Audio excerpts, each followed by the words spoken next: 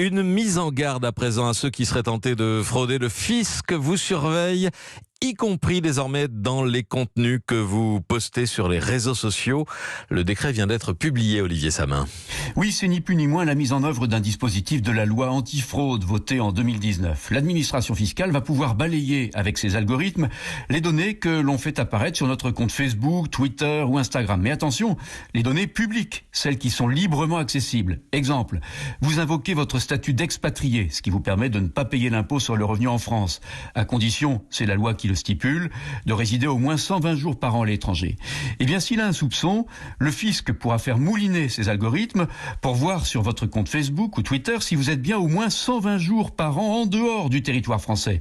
Et si les données montrent que vous avez passé l'essentiel de votre temps dans votre résidence secondaire en Bretagne ou en Provence, vous serez redressé. Autres activités visées par cette nouvelle possibilité, le commerce caché. Exemple, un brocanteur qui vend ses objets sur un site de vente en ligne réservé aux particuliers et qui du coup ne le déclare pas dans ses bénéfices professionnels. Avec ce dispositif, dit la Direction générale des finances publiques, il n'est pas question de traquer tous les Français, mais simplement de mieux traquer les fraudeurs. C'est un outil de plus dans l'arsenal du contrôle fiscal. La loi de 2019 a prévu que ce serait une expérimentation sur 3 ans et qu'un bilan sera fait ensuite devant le Parlement. Olivier Samin.